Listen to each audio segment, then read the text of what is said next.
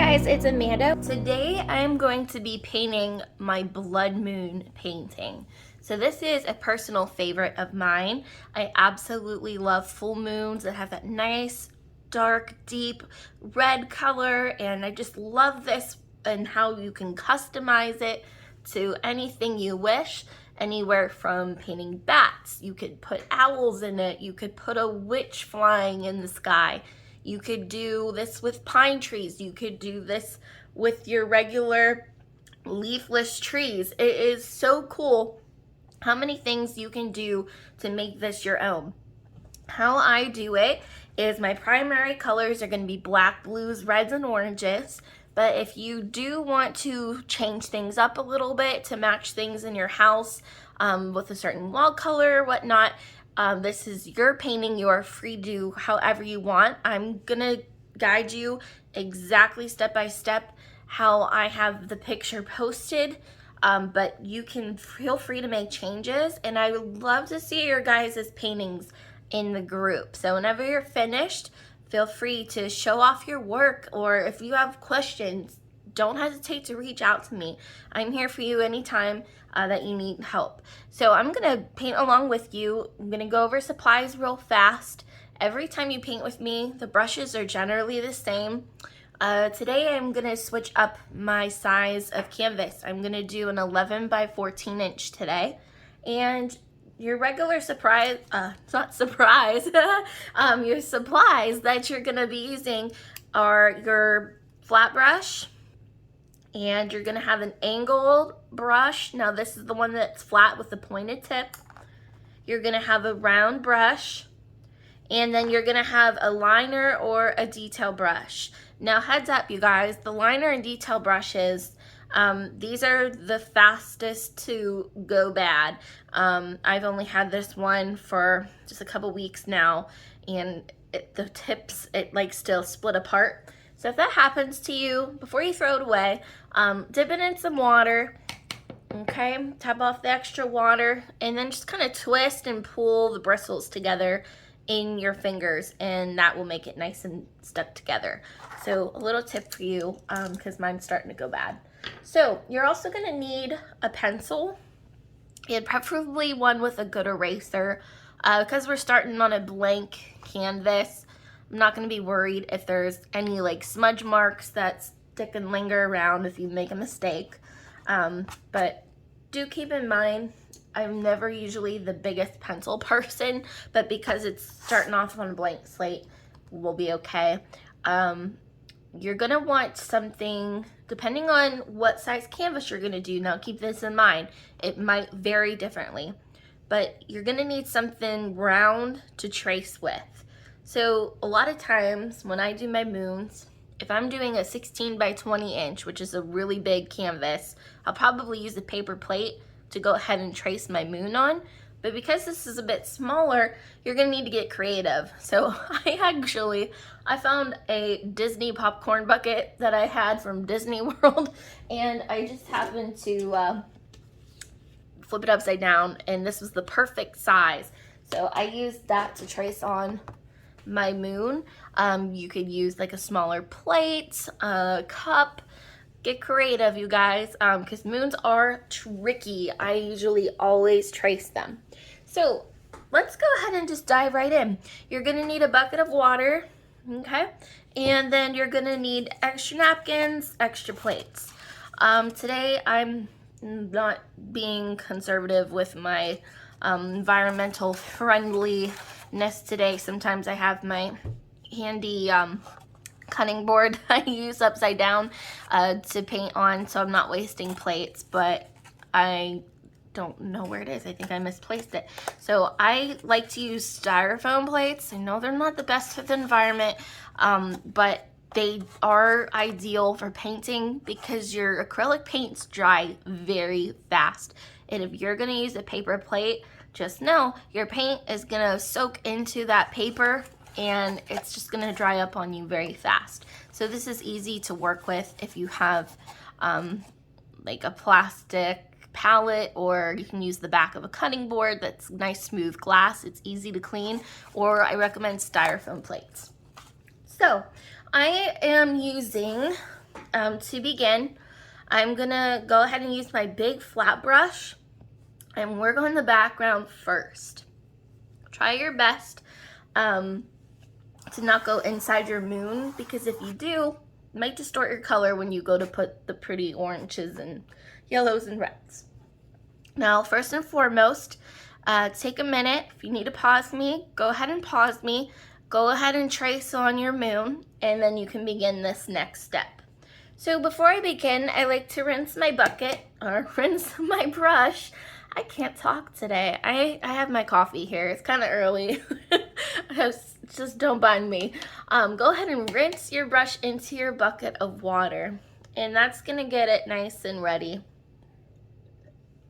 And what I'm going to do first is I'm going to start by taking my darker colors on here first, and then I'm going to transition into lighter colors down below. Keep in mind your ground where your tree is going to be will come up about a few inches depending on the size. This one I'm going to come up about 1.5 inches, just so you have a little bit of black ground down there later. If you go down all the way, just know some of it's going to get covered up. So the first thing I'm going to do is I'm going to take some black and I'm going to mix some blue. Now you want to be pretty generous on the blue because it's going to really absorb into the black. So if you have to add more scoops as needed till you get that midnight blue color, that is perfect. And what we're going to do first, this is probably the easiest, instead of working up in the corners inside then to your moon, I would do the opposite. Try your best to trace right up to your pencil line. Okay, so now we have our perfect circle, and what I'm going to do is now keep going in a circular motion, and you're going to put this midnight blue color around the top. We'll eventually go to the beneath of it, but I want to get the top first. I like to work in sections when I'm doing acrylic painting, and like I mentioned earlier, it dries really quickly. So if you're starting to kind of see it dry up on you, just re-dip into your bucket, tap off the extra water, and replenish your paint, and that's going to be extremely helpful. And again, just keep going in that round circular motion. This color is so pretty. Now, if you're wondering what types of paints I have today, I have red, yellow, blue, black, white, and then I also have some additional colors too that I will show you. One, it's called Bubblegum Pink. It's Americana paint by DecoArt. If you don't have this, all you need to do to make pink is mix some white into your red. And then another optional color I had, this is very vibrant and it's gorgeous. For some of the craters in your moon, I have Primary Magenta. That's a premium paint by DecoArt. You could probably find it in just the regular Americana acrylics, but I have, let's see, Cobalt Blue is my blue also.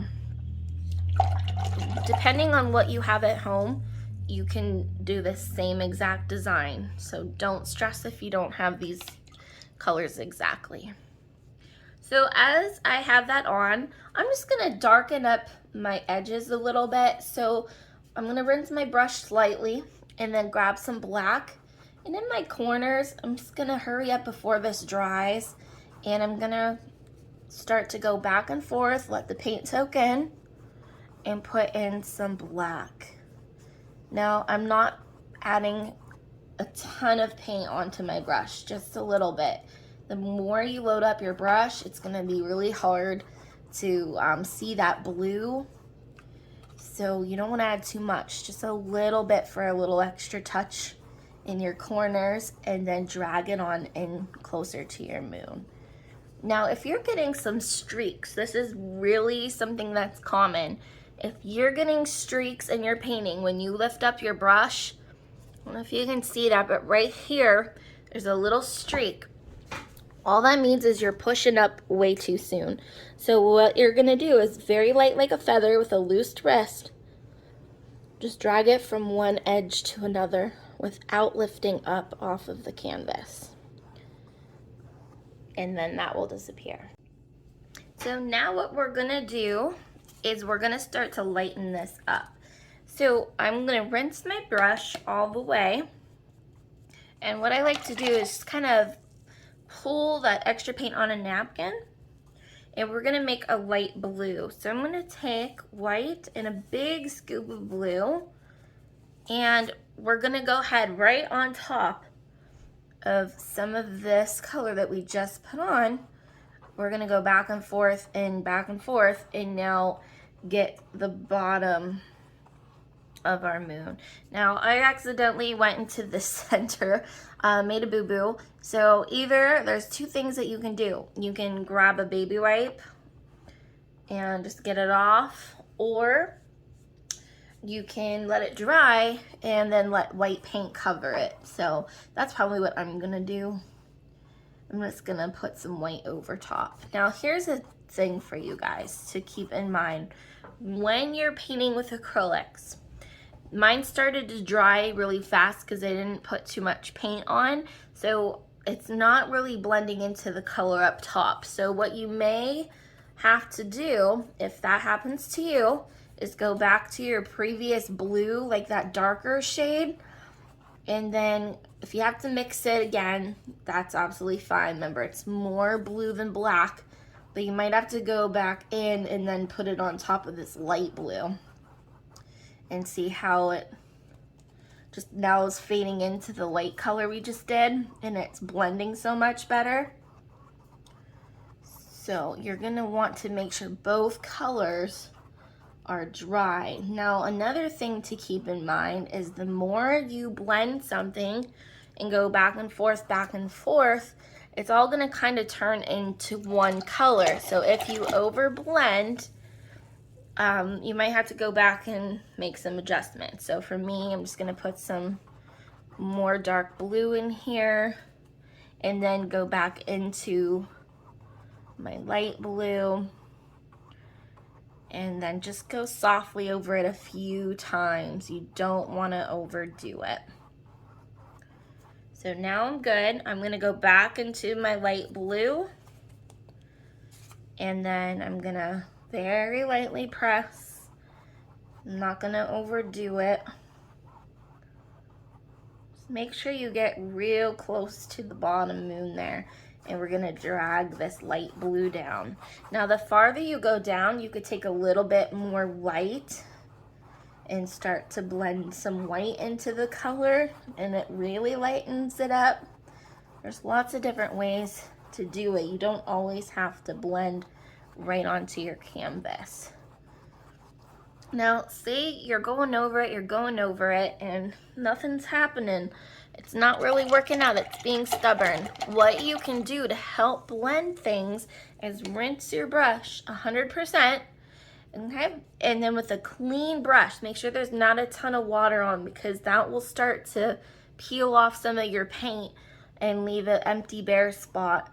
But with a clean brush, very lightly, go over and go back and forth, and it will start to fade in those two colors. So sometimes there's such a thing as having too much paint, and it makes it very, very difficult to blend. So I rinse all the paint out and then blend what's on my canvas. So just the most important thing at this part is making sure you're going in that circular motion. You're hiding a lot of those little streaks that I mentioned to you. So I just push very, very lightly like a feather and go over everything without lifting the brush up. And voila, we have a really pretty transition. Now, you may have to go back, darken up your corners if that happened to go away.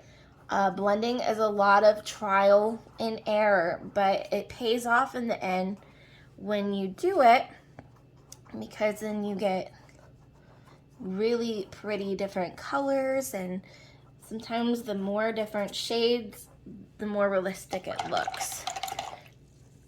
I accidentally got a little black down here, so I rinsed my brush all the way and faded it out. So now, before this dries, I gotta work fast here. I'm gonna go even lighter.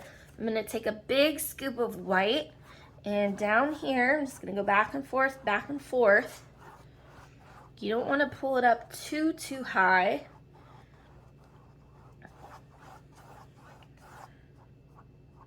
Nope, I got too much paint, so I'm gonna rinse that out and then blend that in. There we go. So we're gonna get lighter and lighter, because this is the moon rising and the sun fading. So why it's extremely light down here is we're gonna start to add some pinks. You could do purples, you could do a lighter shade of red. This is where I told you you could easily customize colors to match like a particular style you have, or to match some decor in your home. It does not have to be pink, but I am going to go into like a pinkish purple color for representing my sun going down. So what I'm gonna do, and you can have a dirty brush for this because your pink is gonna just fade into that blue anyway. But if you don't have pink, you're gonna mix white and red together. You just need a tiny puddle. So what I would do is just maybe do a little teeny puddle about the size of a dime, and then if you need it to be lighter or darker, you can add more red or add more white. But I'm just gonna take this pink, and here on the bottom, I'm gonna go over top of some of that light blue and go back and forth and fade it in. If you add too much, you can go back into your light blue and then put it on top of the pink. Now, keep in mind, this bottom here is gonna be your ground, so some of this is eventually going to get covered with your black paint where we're gonna put the tree on. So, oh goodness, I grabbed some black. Oh gosh, okay, I'm gonna wipe that off, hold on. Okay, happy accident fixed. I put my pink way too close to my black paint. So just keep in mind, as I was saying, you want to make sure you have some pink that's higher up, because you're gonna put some ground down here. So I hate for you to absolutely love this color and then it get covered up.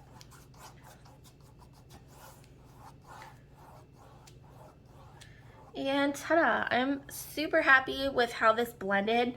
It's very smooth. I really like it. I don't see a lot of streaking. I see different colors of blue. It transitions nicely up into the black. So I am going to call it quits and stop. There's just actually, now that I look on this corner, I'm gonna take my clean brush and just kind of round this part out a little bit more. But yeah, that's better. I am finished. So go ahead and pause me if you're not quite there yet, if you're not finished. Take your time. I know it's a lot of going back and forth between the colors. One thing, if you're thinking about it, is we did not paint our sides. No, I actually on this one highly recommend that you just paint your sides black or one solid color, just because there's a lot of transitionings between the darks and the blues and the pinks. This one's just a little bit trickier to get it perfect. So what I'm going to do, you can do it now, you can do it later. You could take either your big brush or your flat angle brush and just go ahead and paint all your edges a solid color. So I'll go ahead and do mine now. you're just gonna take your black paint, flip over on your edge, and just be careful if you accidentally poke this into your painting, you can wipe it off. Look, just like how I did.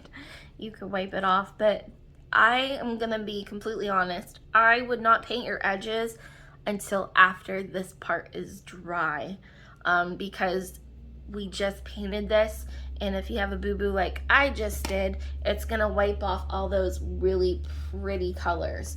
So I find it easier if this is all dry to then take a baby wipe and wipe off any mistakes with my background. So that being said, put me on pause, go ahead and finish. This does not need to be fully dried to do the next part. We're gonna start working on your moon because this is nice and dry. We could get started on it right away. So you can go ahead and push play. As soon as you're done and ready, this does not have to be dry to do the moon. Okay guys, so you have your backgrounds completely done. You're happy with them. We are ready to move on. So what we're gonna do next is, if you happened at all to use your little tiny brush, which we really haven't used it yet, so it should be dry and ready to go. We're gonna use that next. So we're gonna keep this big brush either in your water bucket or rinse it out and put it away, because we're done with it for the whole painting until you eventually decide to do your sides. What we're gonna be working on now are all the really pretty colors. So we are gonna be doing a blood moon color, and there's so many different shades that you can get with this. Every time I paint it, it ends up being a different color, just because every different brand of paint, every different color, there's so many different colors of red out there, and oranges and yellows.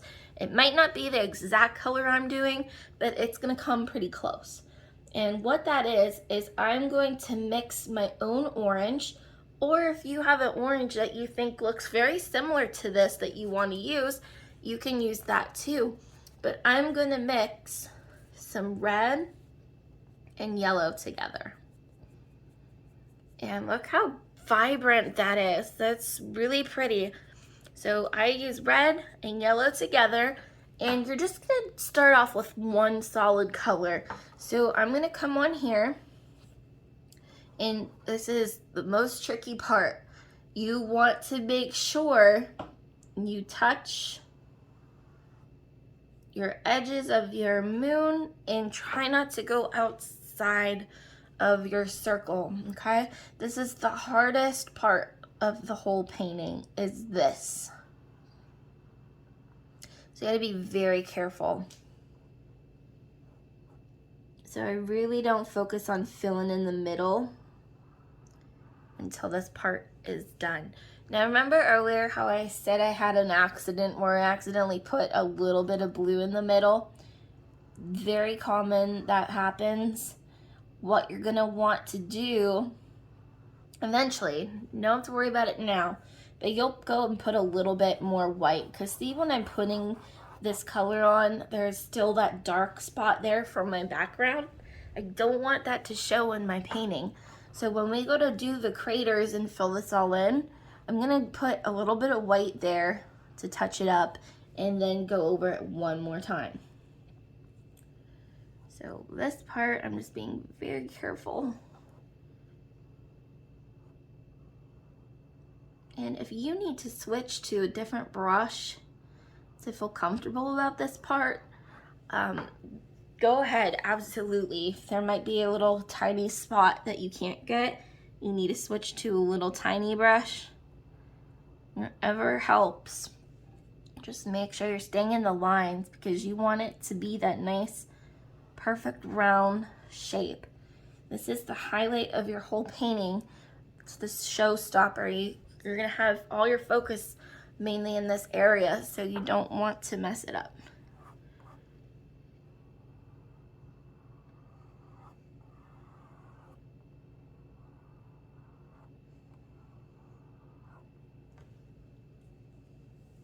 I'm just about done. And just be careful, your painting is probably still wet, so if you lean your hand down, you don't want to get it in the wet paint.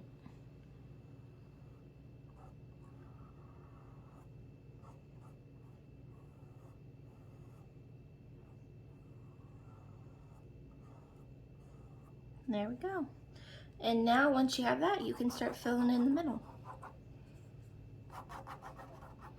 Now my brush is starting to dry up, so I'm gonna mix a little more paint here and fill it in.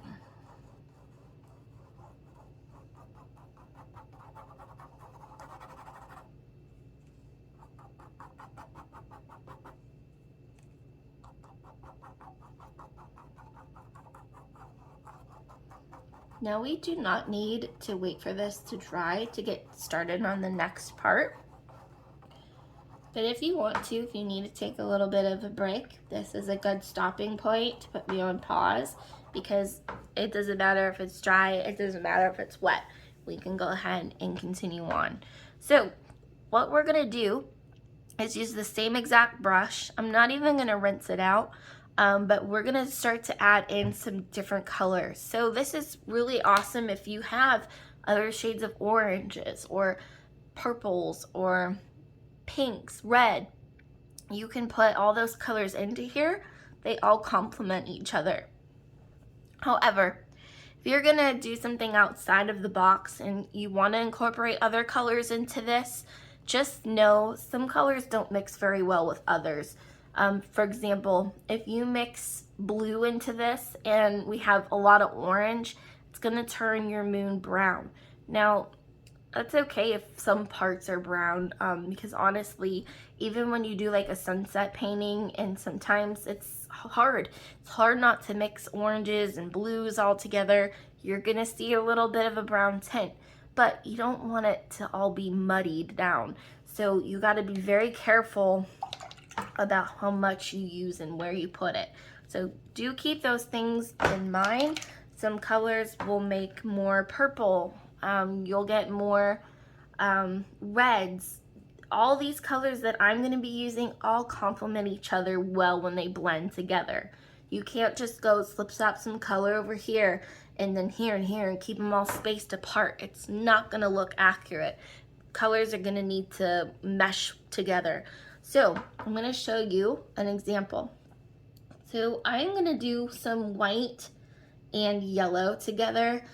Yellow, doesn't matter what brand it is always very transparent. So if you want to eliminate that and make it brighter, make it stick a little bit better, I just add a little bit more white paint or a different color. And then what you're gonna do, and this sometimes works really well if your background is still wet, but you can just go ahead and plop it on. If you want the yellow to stand really well on top, maybe wait for this to dry a little bit, but I'm just gonna keep layering and layering different colors. So the more you rub it in, the more it's gonna fade into that color beneath. Even if it's dry, it will do the same thing. But see how nicely that blends? Really pretty. And then I had that color I mentioned before. I'm gonna start using some magenta just because I had it handy and laying around. It's just a little more of like a hot pink color. You could easily mix this by adding more red to your white, make a nice hot pink. And I'm just spreading this around as I go. You could do light pink, you could put that in. Now craters, all they are just like, not dots, but they're smudges. So big smudges, little smudges, you're just gonna kind of put it all over.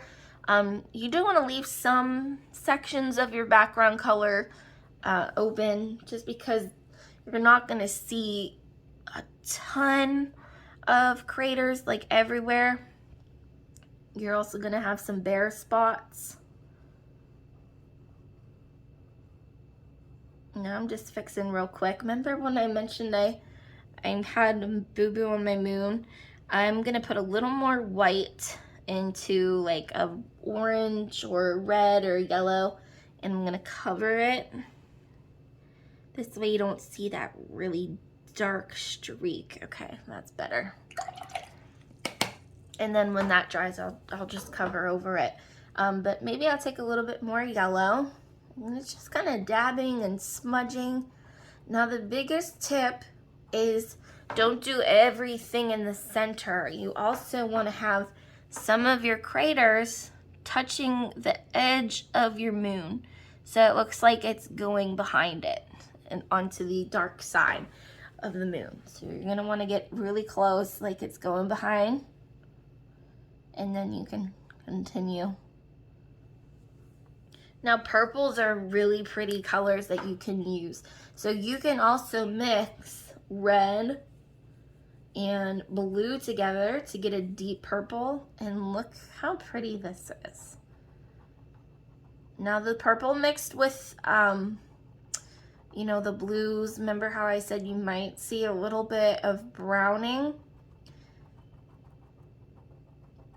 It's okay if you have a little bit of darkness in there. That actually complements it well and makes my paintings look a little more three-dimensional by having these darker shadowed craters. It just means that they're deeper craters into the surface of the moon. But you really can overdo it. You really can. And if that happens to you, the biggest thing to do to eliminate all that dark is let it completely dry, and then go ahead and put a lighter color pink or a lighter color orange or red, and then go over top of it. And the more you layer just different types of these colors, you guys, it's gonna look more realistic. The more you blend over top of things, the better. So you just wanna kind of take a step back, eyeball it, see what it's missing. I want to add a couple more dark pouches and get real close to my edge.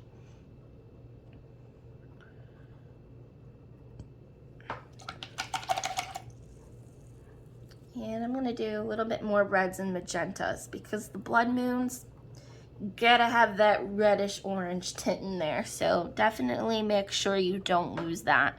So if you have to go back in occasionally, add some more reds, add some more orange tints. Go right ahead in there and do that. Another pretty color, you guys, and I did not put it in this one, and it's probably because they didn't have it handy at the time, but I really found a gorgeous orange that I like that would look pretty in this too. And this is called Orange Flame.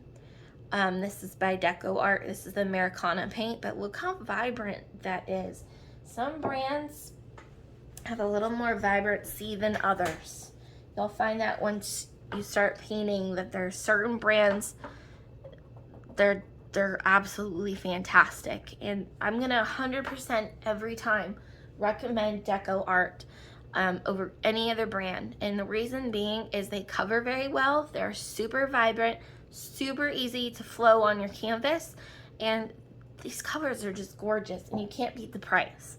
You really can't beat the price.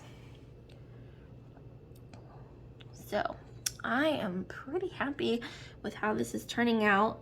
Like I said, you want to take a step back now and then and just make sure you're keeping that roundness of your moon, that it looks pretty round. You're not going outside the edges. I have that little stubborn spot there I'm trying to cover up where I can see my background. So sometimes you might have to give it 2 coats.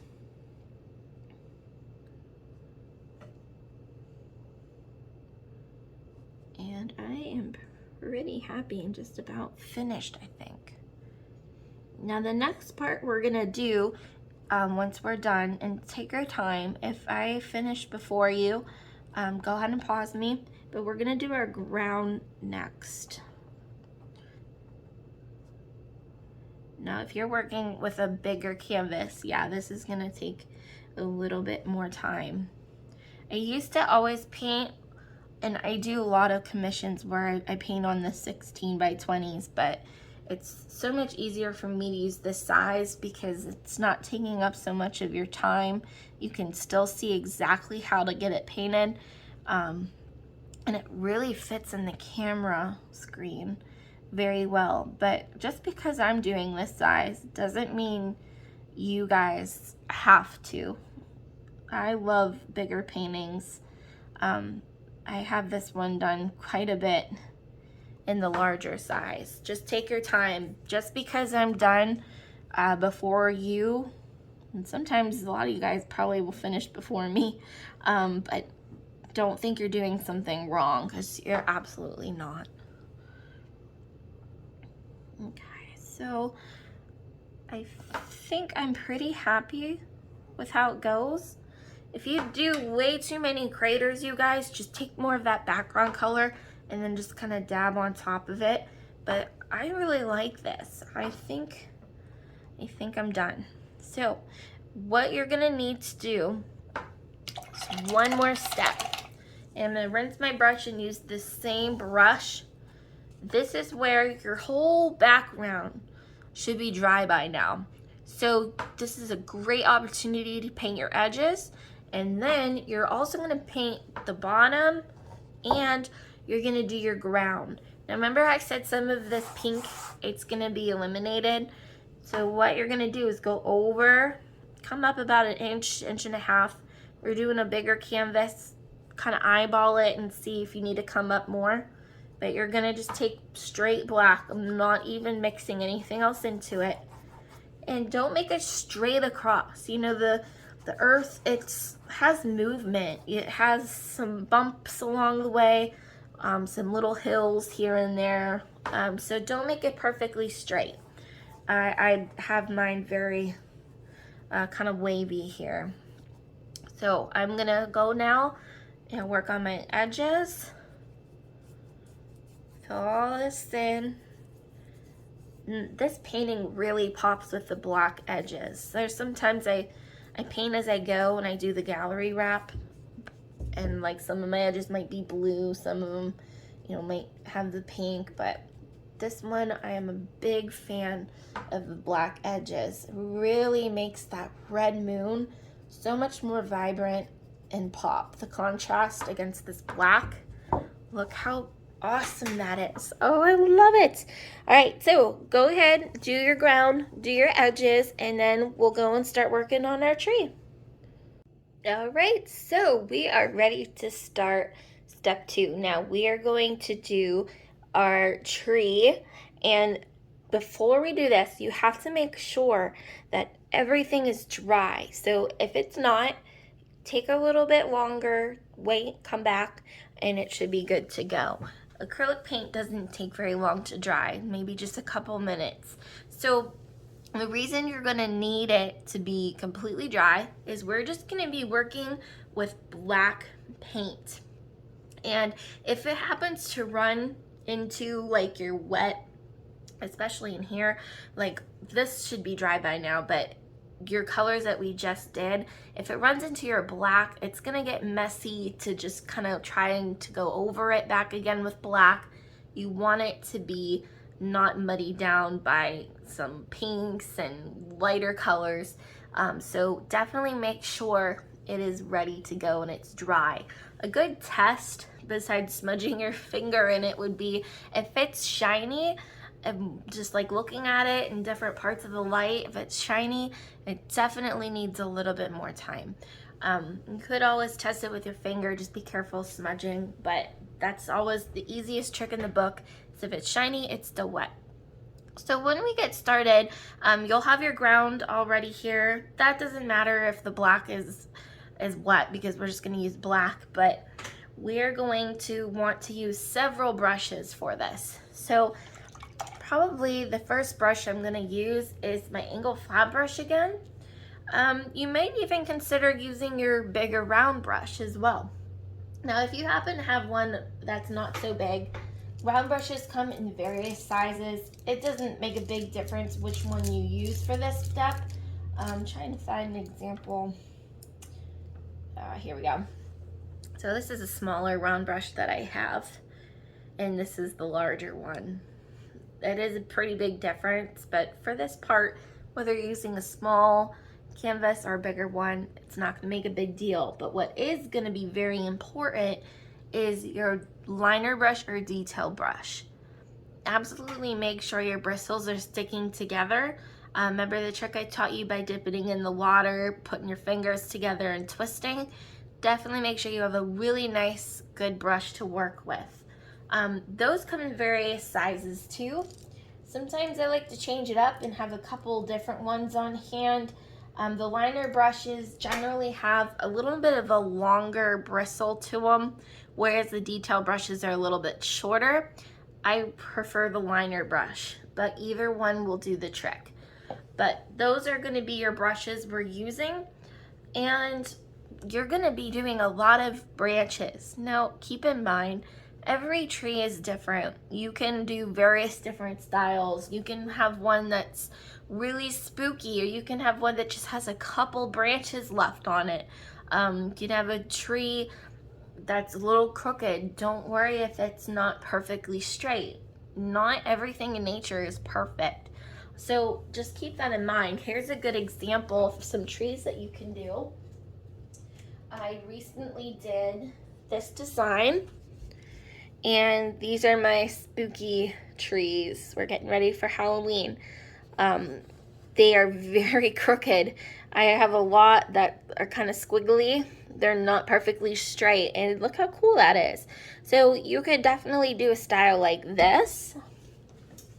Let me find some other ones that I've done. Okay, here we go.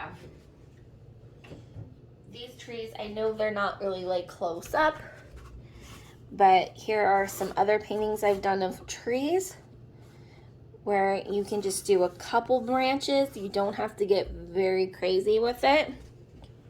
But these don't look as spooky. They're straight, but they do have a little bit of curve to them. So that's kind of more of the style I'm going for, but every tree is different. So if yours doesn't look exactly like mine, where you have a million branches, that is okay. Here's a design that I did that's not painted on. I actually created this with a hot glue gun, but look how cool that looks, and I only added just a couple branches. So if you're not comfortable doing this step, don't overdo it if you don't want to. So I'm going to use my angled flat brush. If you want to use your round brush, go for it, absolutely. I'm ready to get started. This is pretty dry. So what you're going to need to do is know the golden rule of trees. Your trunk is always going to be the thickest part, and anytime you paint a branch, you're going to be a little tiny bit thicker in towards your trunk, but as you go outwards into the air, it's going to be smaller, thinner. The farther you go away from your trunk, make sure it's thinner, okay? So what you're gonna do, I have the pointy part of this angle brush facing the ceiling. I'm gonna start in the middle of my moon, right on top. I'm gonna push very lightly, because remember, the higher up you are, the thinner it's gonna be. And then as I go down, I'm now turning my brush this way, so kind of just rotating it slightly as I pull down so it gets thicker. Let me make sure I'm zoomed in enough. Okay, good. And that's it. You have your tree trunk.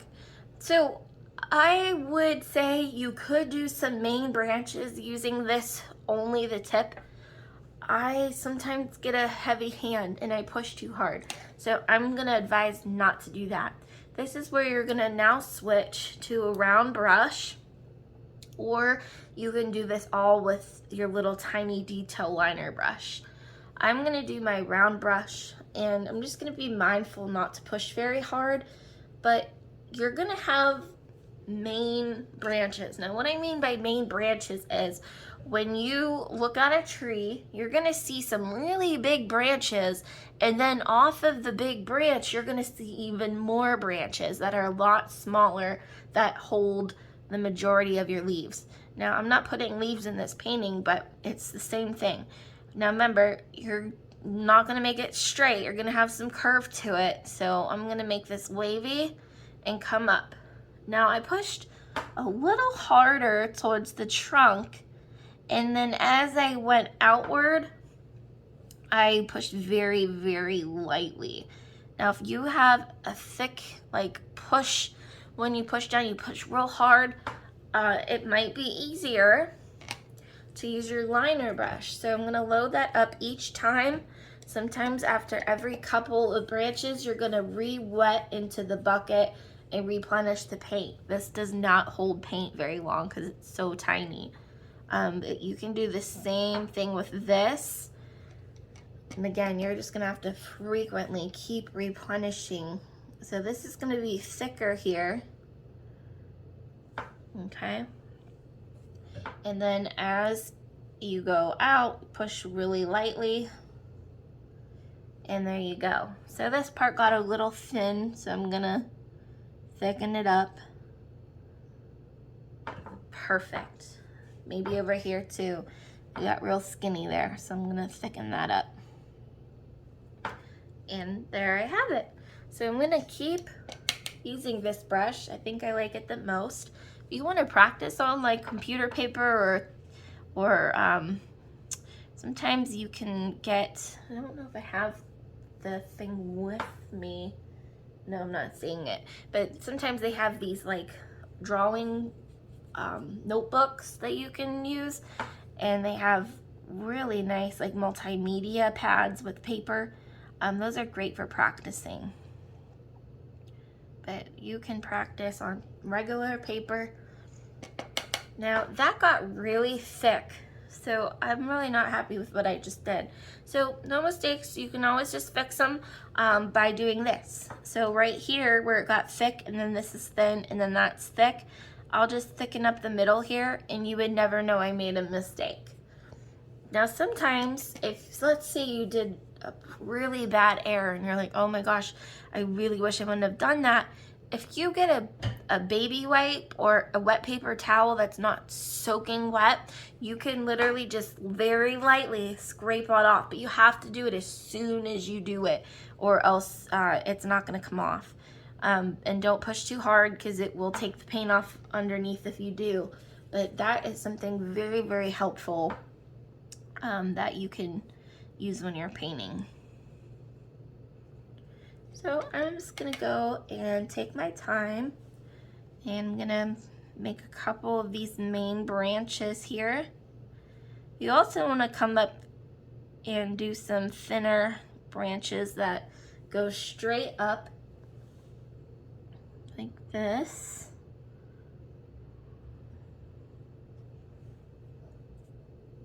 And some branches, they might overlap over each other, so don't be afraid if that happens, because some branches, they do bend and twist.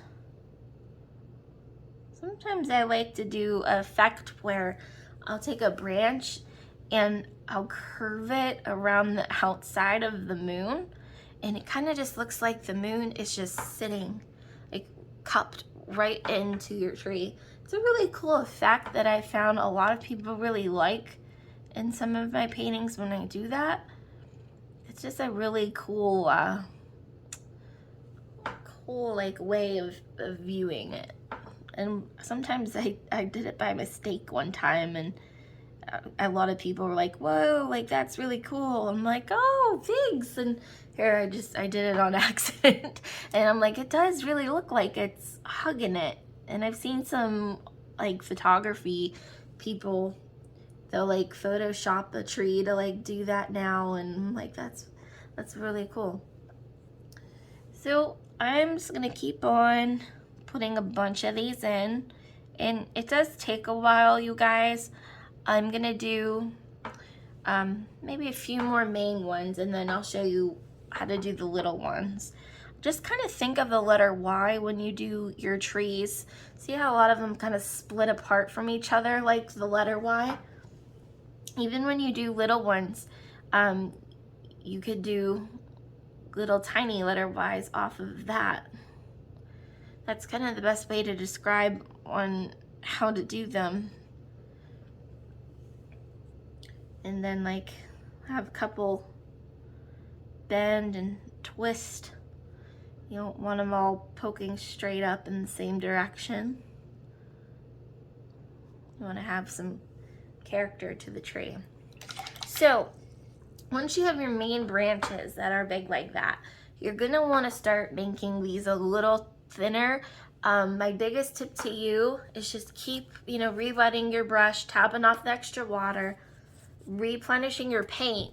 And now this time, you're gonna twist and pull to get a lot of that extra paint off. I mean, you do wanna make sure, you know, you don't twist and pull all of it off because it dries so fast. But because you're doing little tiny lines now, you should be okay. But look how when I twist and pull, I can make really teeny tiny little lines. You just have to be so careful not to push really hard. And you just do like a little letter Y off of that. I'm gonna zoom in so you guys can see. Bear with me here. There we go. So grab a little water, replenish and twist and pull. And you're gonna lightly press and you will make little tiny lines off of that.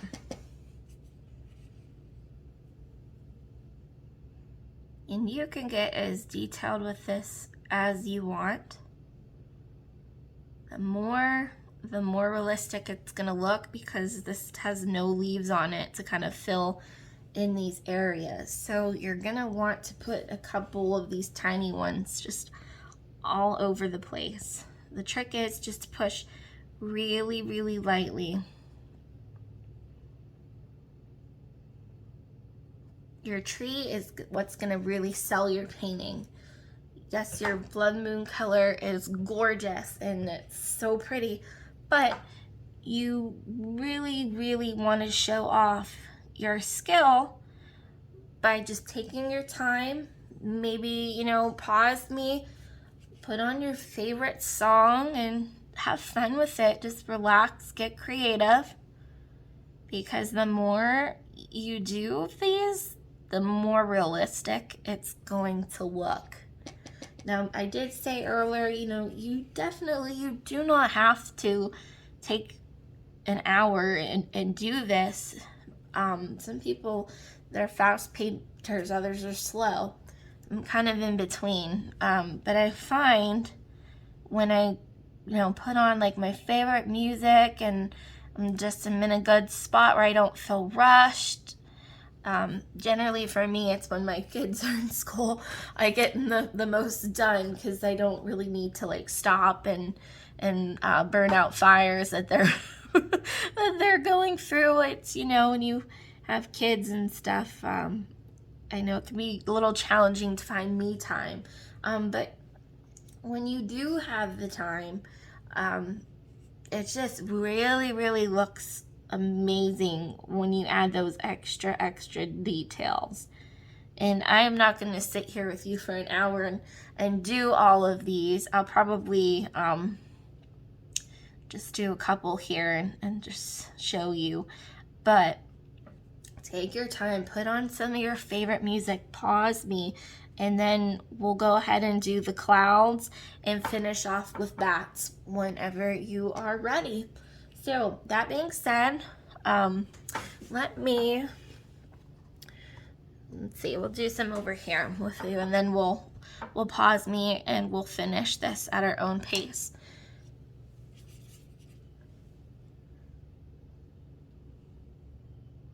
So again, keep in mind like the letter Y, that was a little too straight for my liking, so I'm gonna curve a couple of the branches off of that to kind of camouflage it. But I just stick with the letter Y like that.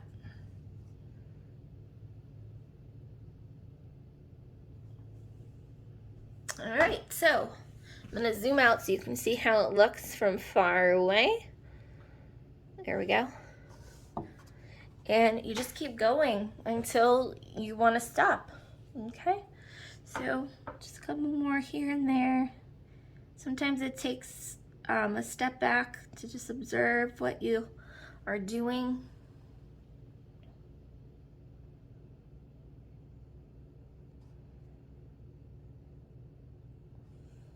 see where you want to put them. That really helps. Sometimes when you're on top of it for too long, you start to kind of lose like your focus and your perspective. And don't feel like, mine's kind of starting to be this way, but don't feel like all your branches have to be in your moon. I do want to extend some of these out and put some out into my sky, so I am going to come out further on some of these. Just so happened I stayed in the middle, but I don't want them all in the middle. Unless you want it to be, that's totally fine. But I'm gonna put some big branches out here and some little ones too. And we'll finish this up and then we'll get started on the last couple parts. Okay, you guys, so you'll have your tree exactly the way that you want it, and we are ready to start the last two parts of the painting. So this part is totally optional if you're afraid to do it. Honestly, it is so beautiful as it is. You could even just leave the painting as this, like you don't have to do anything more. But I wanted to add a little bit of clouds down at the bottom just to kind of make some depth to the painting, meaning the little tiny clouds that we're gonna add in are gonna make you look like you're looking far back into the background. It just kind of pulls you in to the painting, but this is something you don't even have to do. And then last but not least, you can start to think about some details that you wanna do.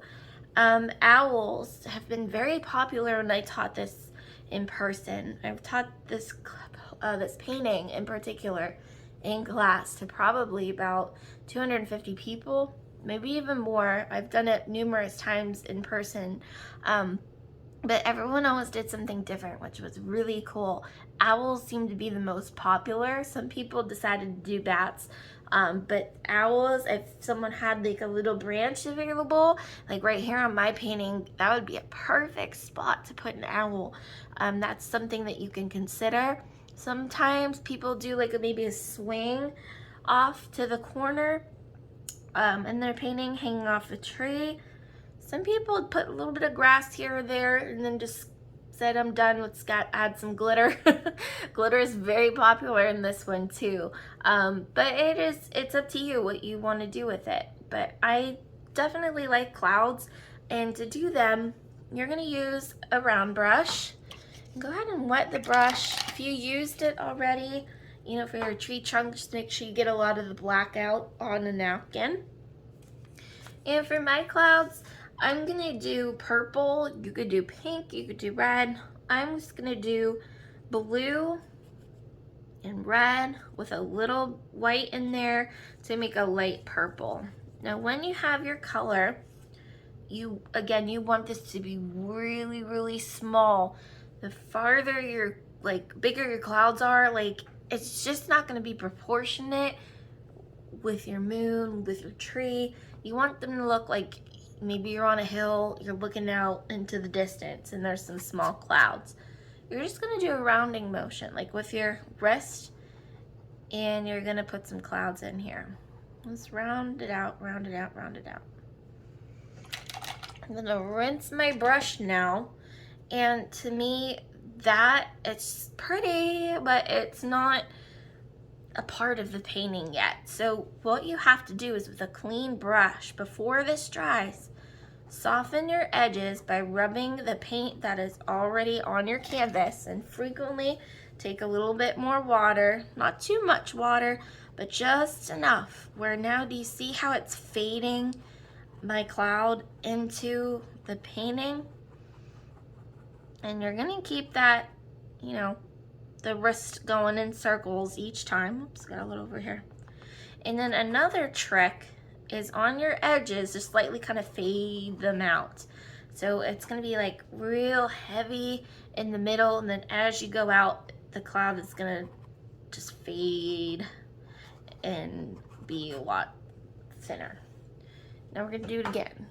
And this time, you know, you could get fancy with it. If you have pink and you want to add a little bit of pink, you could even put a little bit here and there. just to kind of break up your cloud a little bit. So you made it a little too dark. Sometimes different variations is a good thing though. Sometimes you want a little bit of dark spots in your cloud. Now below this one, I'm gonna go even smaller. So you're gonna have some little ones, but then you're gonna have some tiny, tiny ones. And same thing, you're gonna just take a little bit of that water on the clean brush and just gently kind of fade the color in and spread it out. And oh my gosh, it's so cute. So yeah, definitely smaller and smaller. You can even do smaller than that. You could do some blue clouds, purple clouds. The trick of it is just, and I just patting off some extra water I had on the canvas. But the smaller it is, see how it looks like it's just going back into the distance? That's a good thing. And I'm just still using that little tiny pile of purple. We'll do a cloud here. This one has a little bit more blue on it, but that's okay. So you get your main shape and then water your brush down a little and keep rounding and rounding your motion on your canvas here. Spread it out. And there you go, you got some really cute clouds. Let me do one little more. You could have it go off the edge of your canvas here, so it looks like it continues on, even though you can't see it. There we go. And that's perfect. I think I'm gonna leave well enough alone. Just putting the teeniest, tiniest cloud right there. And I'm done. I'm happy with that. So we have one last thing we're gonna do. Now this is probably the trickiest part because they're so tiny. So really make sure when you do this, you have a really nice put together little flat brush, okay? Because we're gonna do bats. Now I'm gonna show you really big on my plate here. You're just gonna use black. So don't make it this big, this is just an example. But when you go to do this tiny bat, it's really only gonna be like that small. And then your wings will come out. Oops, I made that way too big. Scratch that. Start over, okay. I accidentally hit it. So it's gonna be like that small, your body, and then your wings will come out like that. Like that's how tiny it's gonna be. But when I'm gonna show you the example, what you're gonna do, remember, it's not gonna look perfect because it's so small and far away on your painting, but you'll have a body that kind of looks like an ice cream cone. If you want, you could put like the little ears, but you're really not gonna see it. And then you're gonna come up and out, up and out. And then the bats have like, you know, almost like a saw. If you think of a saw, like those those teeth on the saw, it's gonna come on the wing. So they're just basically like little triangles and then you fill them in. And that's all there is to making a bat. So again, ice cream cone type shape, triangle. If you want to put the little triangle ears, you can, but you'll come up and out and then do the little squigglies. Now, because it's so tiny, look at how like you're really not going to see all those details.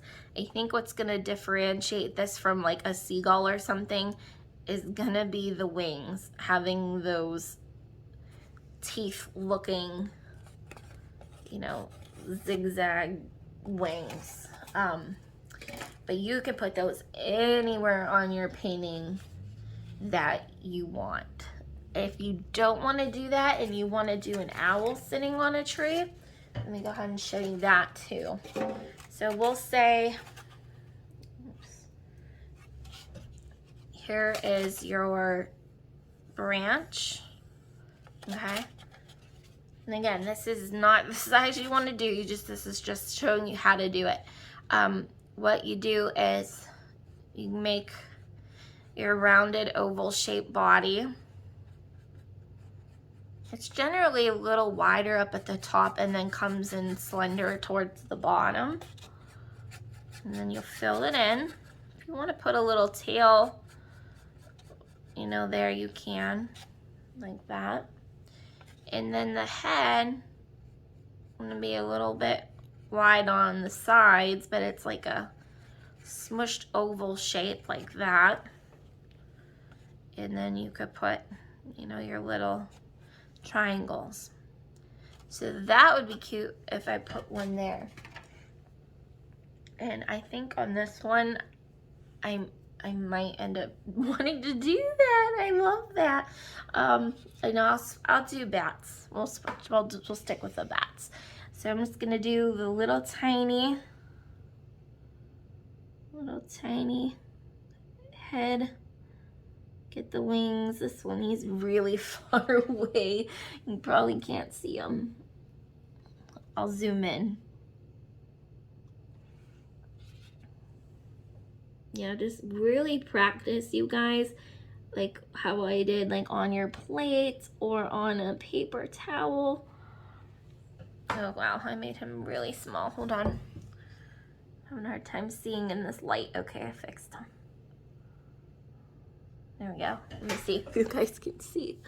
He's so tiny. Okay, his body, I can make it there. I made it a little bit thicker. It's hard to see, you guys, and I apologize. That's why I like to do it bigger, but you can kind of see here, you know, how it looks. There. And then I might do 2 more. I like working at odd numbers. It's just more pleasing to my eye, but you don't have to stick with that rule. I might do like a few more. Maybe one here. Wherever you want to put them. And you know what? You could say you want to do bats and an owl. You could definitely do that if you wanted to. There we go. And let me hold this up towards me. Sometimes it makes it a little easier. And just keep making sure you're like twisting to get that nice point. You don't want real thick paint when you're working with making something so tiny. And just remember, like, it is just a suggestion of a bat. Silhouettes, they're not very detailed. So if you're looking at it and you're like, oh, you can't really see much detail, it's just a suggestion. I don't know where I should put one more. Maybe right. I'm undecided where I want to put this one. I might put him here, or I might put him, you know, I think I'm going to put him right here. Right here. And then I'm just twisting my brush on the plate.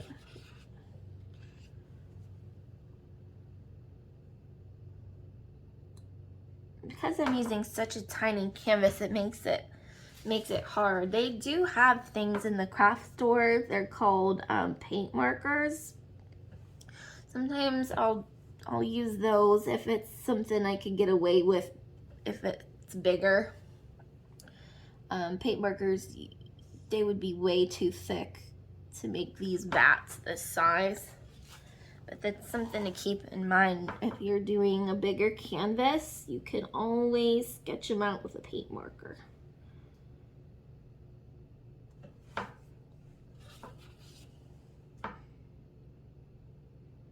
And I think I'm finished. Yep, I'm finished. Okay, so we are done. So a couple things that you can do if you want to add a little bling to your painting. This is totally optional. Some people like to put little accents in their moon. Maybe you want a little bit of glitter down where your sun's setting. But let me grab my personal favorite. This is called Crystal by Deco Art. It's not really heavy bodied like some paints. For example, this Glitterific looks so pretty, but it's really thick, as you can see. Just made a big mess everywhere. But it's real heavy. This one's not like that. There's also a brand by Deco Art called Glamour Dust, and it's just a dusting of paint.